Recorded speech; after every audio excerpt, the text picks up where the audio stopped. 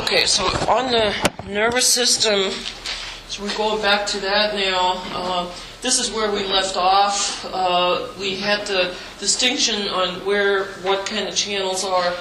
So on the nerve cell body and dendrites, you have chemically gated channels, so neurotransmitters bind to it, channels open, and that leads to either a depolarization of the membrane or potentially a hyperpolarization, depending on what ions are going to flow in and out. And let's say it's a depolarization, the inside of the cell becomes less negative. Then if that spreads to the axon hillock and it has a certain size, so let's say it's like plus 30 or whatever inside now, then it will trigger an action potential that travels down the axon to the axon terminals. When it reaches that, it triggers the release of more neurotransmitter from those terminals. The channels that are involved with action potential generation are voltage-gated channels, and they're separate sodium and potassium channels. So there's pretty much just those two for action potentials. Whereas over here, there's a little bit more variability of what types of chemically gated channels there are, because we have more than one kind of neurotransmitter. They all have their own channels that they attach to, and it's not always going to be a sodium-potassium channel. There are a couple more options there. Okay, so the graded potentials that travel across this area of the cell, they are relatively short distance signals because they only have to deal with this short distance on the cell, and they dissipate over time. So you may have something that starts out here and over the distance to the axon hillock, this may completely dissipate and have no effect at all. So there's this decay of the signal when you have graded potentials. Action potentials are much more long distance. Here they show a very short axon. Remember the examples I used where you could have a neuron in your upper back go to your little finger. So that would be a long distance, right, compared to the tiny size of a nerve cell body. So this is really disproportionate, this drawing. So the action potentials are going to be long distance, and they're not going to dissipate. Okay, so we need to look at action potentials. Action potentials are a reversal of membrane potential from minus 70 to plus 30, and that's very standard. Graded potentials can be different sizes of depolarizations and hyperpolarizations. Here we have action potentials always going to plus 30 all the time.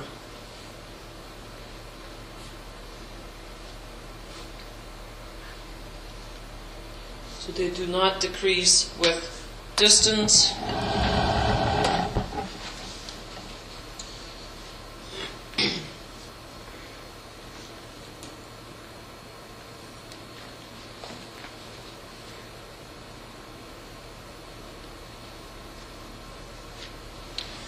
And they are used to signal over long distances along the entire length of the axon.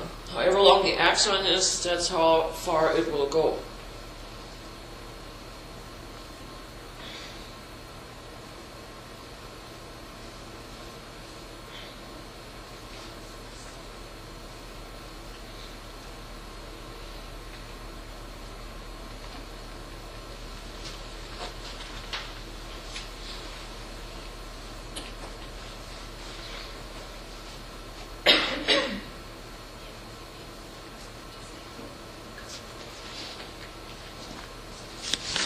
Now, graphically, if you take a recording with an electrode on an axon, this is figure 11, the depolarization of the membrane looks like this when an action potential occurs. So here we have this, what we just wrote down. We go from minus 70, that's the resting potential of a nerve cell, to plus 30. Okay, so they're always going to go that size. And this is the depolarization phase of the membrane, and it's very short time. Look, this is milliseconds. So by 2 milliseconds, we're already repolarizing the membrane, and there's actually a little bit of an undershoot where the membrane becomes more negative inside than it ordinarily is. So there's a hyperpolarization period here, and then we get back to our resting potential. So this is what you could measure with a little electrode. I showed you that picture a while back, how you can measure with an amplifier what the voltage changes are in the membrane, and you could do that on an axon. And this is the graph you would get of an action potential from -70 to +30. Very fast depolarization, a little bit slower repolarization, and it actually undershoots, hyperpolarizes a bit, and then it takes a little bit to go back to normal. Now, everything is based on opening of channels. These are voltage-gated channels. So here, in this part of figure 11, we have in the pink the action potential, and then these other two curves give you a sense of how permeable the membrane is to the two ions that are involved, sodium and potassium. And these go through separate channels. That's really important here for understanding that. So it's not the same channel. It's not a sodium-potassium channel. It's a sodium and a potassium channel, separate. I drew it like that on the board for the muscle cell. This is exactly the same thing that we have here on the axon. And this, when there's a stimulus, a change in the voltage that triggers an action potential, sodium channels react faster than the potassium channels. So they're much quicker on the uptake when there is a voltage change, voltage gated, right? The voltage change on the membrane triggers them to open. The sodium channels go really fast, and they let sodium pass through the membrane here very quickly, and then it closes up again. So they open, stay open for a little bit, and then shut, so they're not permanently open. Potassium channels are slower. That's why there's a shift with the time, right? So it takes longer for them to open, and they're overall slower in their opening, so this is not as steep of a curve, and they stay open quite a bit longer, so it's slower to open, longer to stay open, slower to close, so they're overall slower in their reaction. Now, sodium, when you open the sodium channel, so you're making an opening that now suddenly allows sodium to flow by diffusion down its concentration gradient. Where is sodium going to go? Where do you have more sodium? Inside or out? Out, right? So you make an opening for sodium. Sodium is going to flow into the cell, adding a lot of positive charge. And this is why the sodium permeability here really is responsible for this big depolarization part of the action potential. Then those channels close. You let in a bunch of positive charge into the cell. Now the potassium channels open, and the potassium is higher inside, right? It's the opposite of the sodium concentration. So now you're opening a hole in the membrane for potassium. That's going to flow out. That will remove positiveness from the cell, and that's what brings the depolarization down, so it's repolarizing. And then because they stay open quite a bit, that indicates this hyperpolarization. So you're actually removing positiveness in excess to what you really need to reset it to -70. Here are the channels. So here's your voltage-gated sodium channel. Here it's closed. Here it's opening in response to a change in the membrane. By the axon hillock, sodium flows in, and then it shuts up again. Okay? Don't worry about that there are two kinds of gates there. Doesn't matter. Okay? The point is, it opens, stays open for a short period of time, closes. Here's the potassium channel. Here, more potassium inside the cell. When it opens, it will flow out. Okay? Just down their concentration gradients. Now, here is putting all of that into one figure.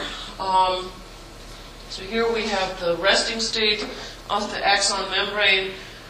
Everything is closed, so you have your high sodium out, you have your high potassium in the cell, nothing is happening. Then if there's a stimulation by a change in the membrane charge at the axon hillock, these guys open first, sodium in, that's the big depolarization spike. Then they close, these guys open, potassium out, removes positiveness, brings it back down, and that stays open quite a while, hyperpolarization, and then they close. And the part that's not on this graph is that when you think of it now, everything's kind of a little bit on the wrong side, isn't it? You just allowed a lot of sodium to go in, and then you allowed a lot of potassium to go out, which deals with the charge and makes the membrane inside negative again. But now you have more sodium inside than you really want, and more potassium is left than you really want. So the last player that always has to be going is that sodium-potassium pump that we talked about so many times already. So they're always going to now get rid of any excess sodium again on the inside and add potassium to the cell again. So they're always going to make sure that we never overwhelm the cell with too much sodium inside and not enough potassium inside. So the sodium-potassium pump should be part of the picture here as well, to kind of, after action potential has happened, to kind of start bailing again and make sure everything comes to the correct concentrations again. Okay, does that make sense, kind of, sort of? Now, in axons, the action potentials start at the axon hillock and then move down towards the axon terminals. So if you, this is figure 12, so if you have a recording electrode that you stick somewhere along the length of the axon, you can trigger an action potential at the axon hillock, which would be somewhere to the left here on the figure, and then you'll see an action potential pass by the electrode, and you would get this reading like that in a very short time, just milliseconds. So it's very fast. So here we're at rest, so it's at minus 70. Then here we're at the peak of the action potential. The inside is actually positive, would be plus 30. And then as the action potential has passed, you see that they colored this a little bit differently. This is where the membrane is hyperpolarizing and potassium is leaving, and then the sodium-potassium pumps have to get to work and put everything back to the correct concentrations. So as soon as the action potential has passed, the membrane is going to be really busy resetting itself.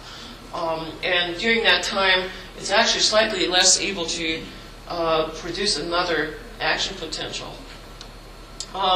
So these guys travel down the length of the axon, and all the action potentials are the same size. They're always going to plus 30. So we need a mechanism of how nerve cells, if nerve cell A is communicating with nerve cell B, how is it going to sort of show that second nerve cell how strong a signal I'm trying to send. Since the size of the action potentials are always the same, we need something else. And what we use here is the frequency of action potentials. So stronger stimuli are indicated by a higher frequency of action potentials. So if I'm nerve cell A and I'm trying to tell nerve cell B to do something, if I'm not really caring about it that much, I may go like go, you know, at that rate, and that cell might get enough stimulation from that to do something or not.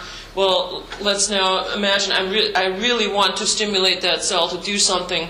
Then instead of go, I'm going to go, right? And so the stimulus frequency is really how the cells code how strongly they want to stimulate another cell or not. Because they're always the same size, so the size is not going to tell you anything. And I'm not sure if this is important down here. I should cut that out. Because this is sort of the fake stuff you get in the lab, where you trigger it with a wire. If you think about in the body, one nerve cell trying to get another one to do something, if you just prod it once in a while, it's not as strong a stimulus as if you should really do something.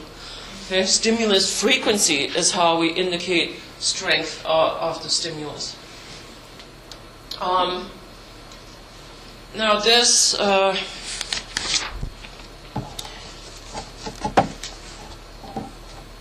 is figure 14 and another picture of an action potential recording stimulus. Sodium enters, potassium leaves a little bit too much, so we're hyperpolarizing. Sodium-potassium pumps are resetting it. Now this one talks about the refractory period. In anything, a refractory period means generally that something is not going to be able to react at all or not as easily.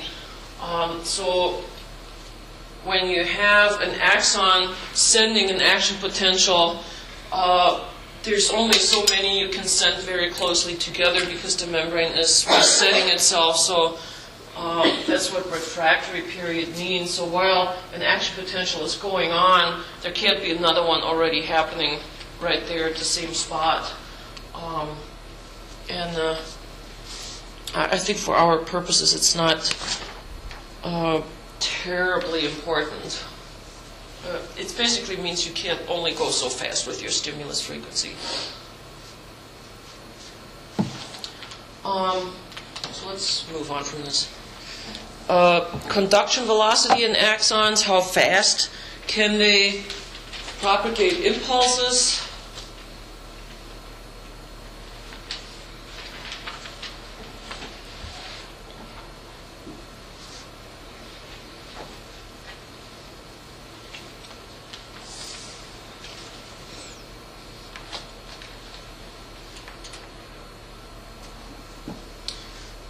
There is some variability in how fast axons conduct, depending on where you are in the body. And generally, we have fairly slow axons. This is relatively speaking. They're still fast. To the viscera, your internal organs, to your blood vessels, to your glands. These are neurons that are part of your autonomic nervous system, your involuntary nervous system, are comparatively slow, and the fast ones go to your skeletal muscles, and they're particularly fast for those neurons that are involved in reflexes, as we'll talk about later. So those are some of the fastest axons. So reflexes, for example, for blinking when something flies into your eye, those are the fastest conducting nerve cells. Axons have actually two ways of increasing the velocity of conduction.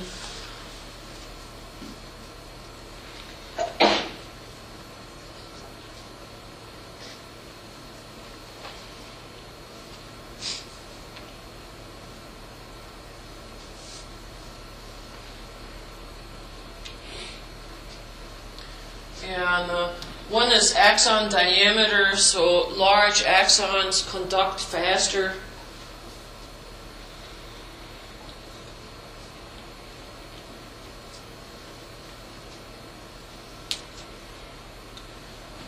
And There's some of that going on in humans, but generally, if we have axons that should conduct very fast, they are myelinated. So if you have large myelinated axons, they're very fast. And if you have myelination, you don't have to make the diameter as big as if you didn't have the myelination. So you can stay with the skinnier axon that way. And myelination is like the insulation on an electrical wire. Those cells that we looked at, did I move too fast? I kind of had the sense there was a lot of writing.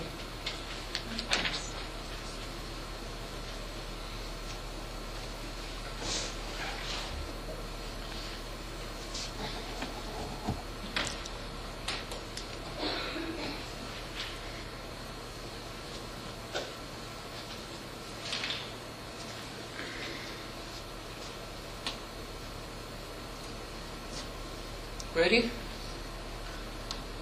So here we have the examples in figure 15.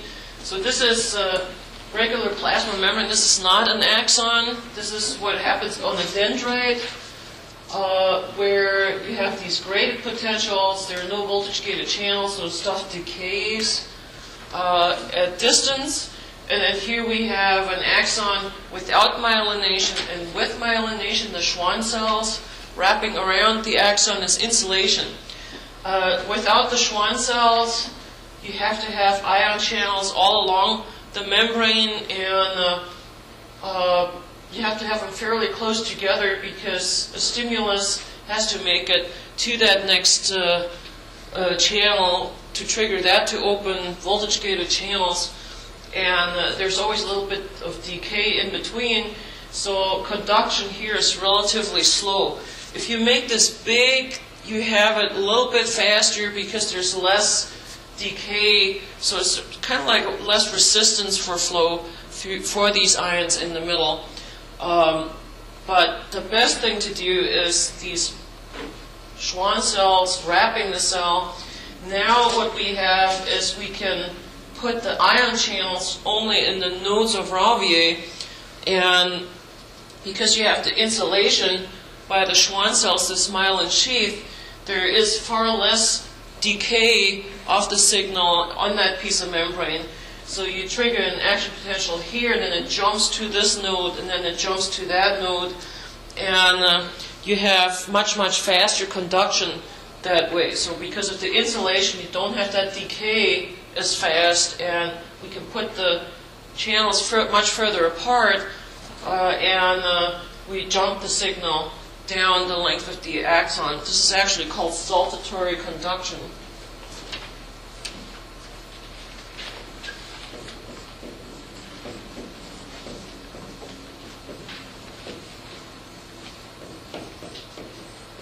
Saltatory means jumping.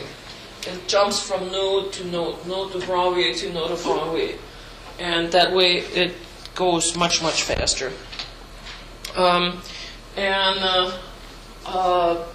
In multiple sclerosis, it's these myelin cells that get attacked by the immune system and deteriorate gradually, and that's why people with MS get less and less ability to move, because that's too slow. Yes? Are there ways of building up the myelin also? Because a friend of mine she's got a daughter with epilepsy and a few other neurological problems, and they've tried to do brain gym and things to help build up her myelin. Are there other ways of doing that? I don't know. I'm sorry. Yeah, I don't know anything about that. Okay. I'm not a medical doctor. Yeah, I don't know how you get it.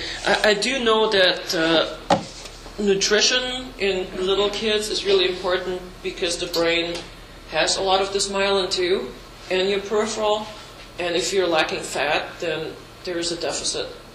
But I don't know if after a certain period, if you can just, somehow boost that. I don't know how or if. Okay. So now we talked about the graded potentials on the nerve cell, the action potential on the axon.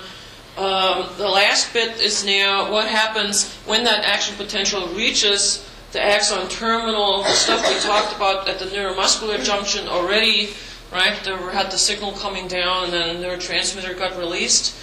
Well, the area where that happens is called a synapse, and within the nervous system, we have several types of connections.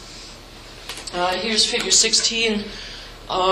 So synapses from one neuron to another neuron can be what is called axodendritic. So the axon from one nerve cell makes connections to a dendrite of another nerve cell. Axodendritic connections, synapses. This is pretty well understood, and this is the type that we'll examine a little bit, but there are also axosomatic connections that are less well understood. So here is the red neuron in the figure making a connection with the cell body, the soma. Soma means body. The axosomatic cell body connection from the axon of one nerve cell to the cell body of another. There are even axoaxonic ones where one nerve cell attaches to the axon hillock region of another one. They're not well understood at all, and so that's illustrated as well. And then there are even dendritic connections where dendrites connect to each other, not well understood, and dendrosomatic where dendrites attach to the cell body of other nerve cells. So not all of these are really well understood at all.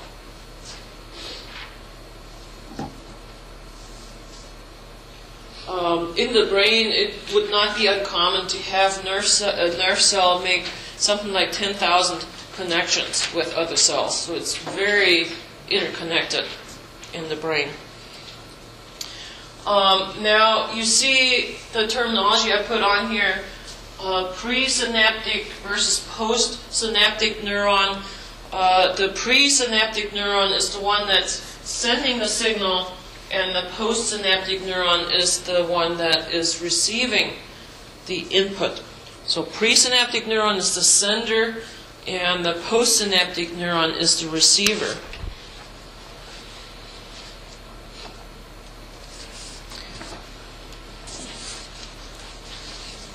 And we will explore axodendritic synapses, but just for completeness sake, there are also electrical synapses. We're not really getting into that here. In electrical synapses, you have actually direct cytoplasmic connections between cells, and when that happens, they're considered electrically coupled. It's basically like turning them into one cell functionally when it comes to membrane potential, because electrical currents can just pass from one cell to the next one. We're not going to look at these. We will only look at the chemical synapse, and that's using neurotransmitters.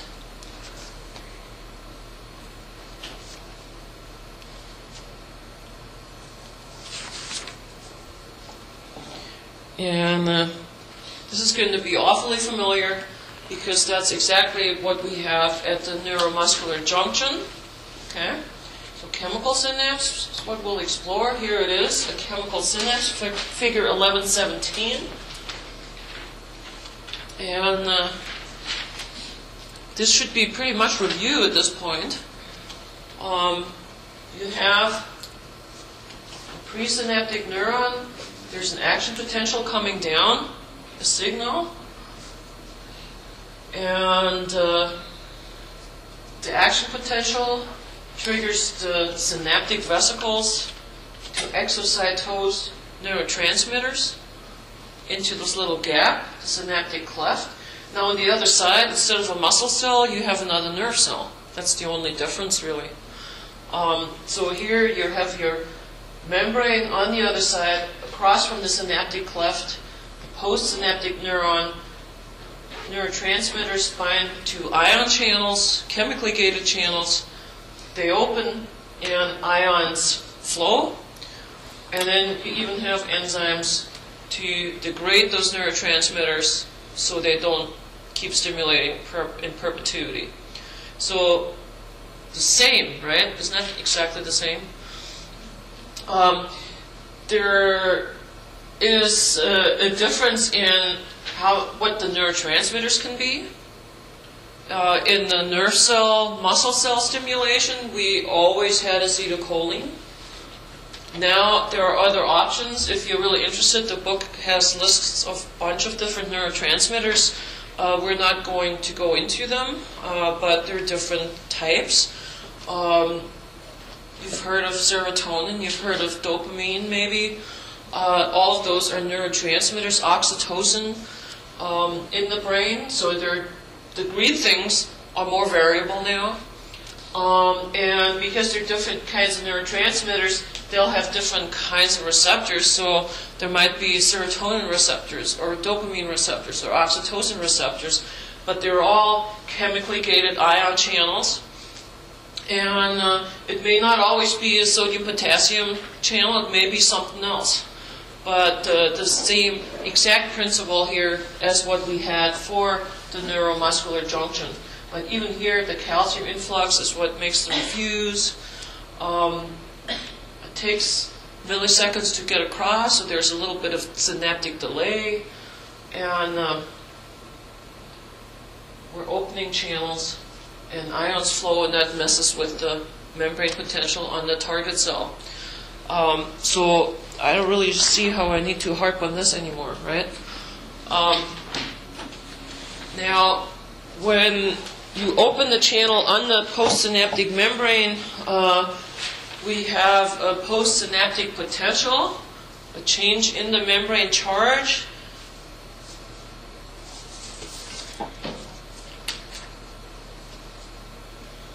And these postsynaptic potentials, let's describe them a little bit. So we have these chemically gated receptors in the postsynaptic membrane, the receptors for the neurotransmitter, the serotonin receptor, or the acetylcholine receptor, or whatever it might be.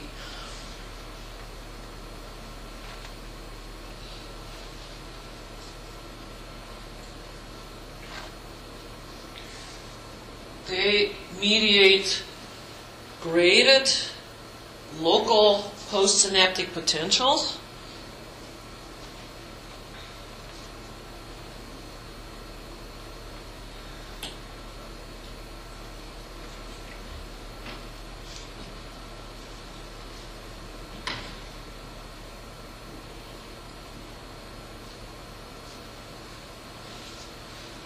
Because we're on the cell body dendrite regions, that's where we have the chemically gated receptors and the graded potentials.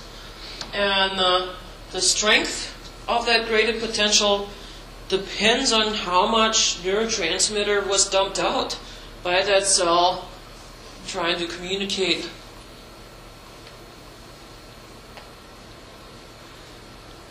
The strength depends on the amount of neurotransmitter that has bound. And that amount of neurotransmitter that gets released depends on the stimulus strength from the sending cell. So remember we talked about stimulus strength as like either go, go, go, or go, go, go, go, go, right? Every time I'm saying go, there's a bit of neurotransmitter being released. So if I just go, go, go, go, relatively few transmitter molecules come out. If I go, go, go, go, go, go, a lot more will come out, right? So hence the strength depends on the amount of neurotransmitter that is released and binds on the other side. Lastly for today, and this is different from the neuromuscular junction, that these chemical synapses in nerve cell to nerve cell don't always have to be a stimulatory or an excitatory signal. In the nervous system, we also have inhibitory signals. And that's definitely different from the muscle. We always stimulated the skeletal muscle cells. We never had the situation where a nerve cell tells that muscle, oh, don't go. But in the nervous system, when nerve cells communicate with each other, you also have signals that say, oh, wait a minute, hold on, instead of just always to go, go, go. So it's another really small difference. Functionally, it's all the same, but there's some neurotransmitters that actually tell cells, well, don't do anything. And this is where we'll pick it up next time. So have a good weekend, and we'll see you on Monday.